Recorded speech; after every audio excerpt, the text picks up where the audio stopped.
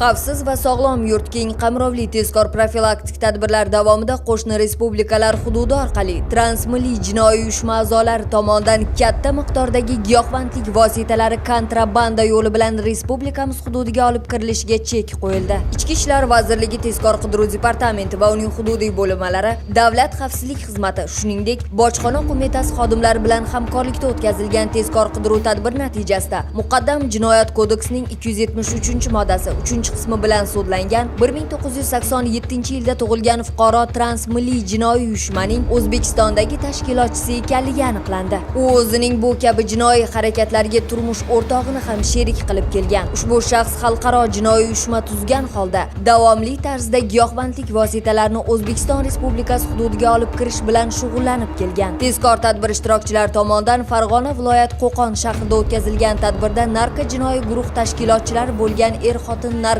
kuryerdan 5 kilogramm 454 gramm gashish giyohvandlik vositalarini qabul qilib olgan vaqtda qo'lga olindilar. Kuryerlar aholisi haydovchi o'rindig'ining yonidagi oq rangli ishtirokchilarga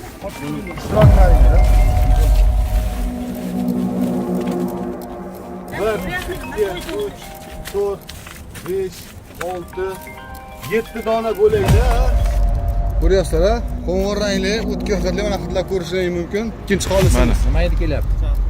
Kimdan oldingiz? Bitta kishi kelib tashlab ketdi.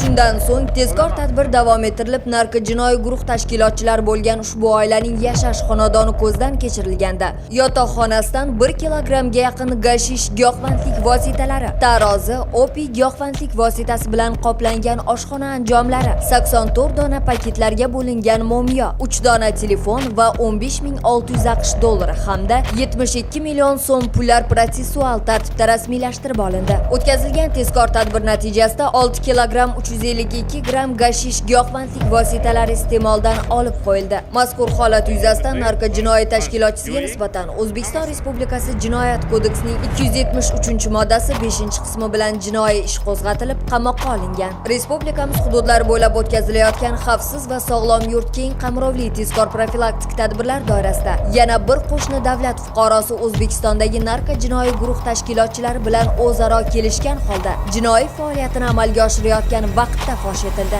Tezkor tadbirda Farg'ona viloyat Quvasoy shahrida yashirib ketilgan 5 kilogramm 632 gramm gashish giyohvandlik vositalarini 1994-yilda tug'ilgan shaxs va uning sherigi 2008-yilda tug'ilgan voyaga yetmagan yigit bilan sheriklikda olgan vaqtda qo'lga olindi. Aniqlanishicha, ularga muqaddam jinoyat kodeksining 273-moddasi 3-qismi bilan sudlangan fuqaro hamda 2000-yilda tug'ilgan shaxslar rahnamolik qilgan. Ularning ko'rsatmalari hamda tashlab bergan geolokatsiyalar bo'yicha ushbu yukni olib borib berishlari lozim bo'lgan. So'ngra olib borilgan tezkor tadbir natijasida tashkilotchilar ham Quvasoy shahrida qo'lga olindilar. O'tkazilgan tezkor tadbirda jami 5 kilogramm 632 gramm gashish giyohvandlik vositalari yurtimizda tarqalishiga chek qo'yilib, minglab fuqarolarimizning sog'lig'iga zarar yetishining oldi olindi. Mazkur holat yuzasidan jinoiy guruh a'zolariga nisbatan O'zbekiston Respublikasi Jinoyat kodeksining 273-moddasi 5-qismi bilan jinoyat ishi qo'zg'atildi.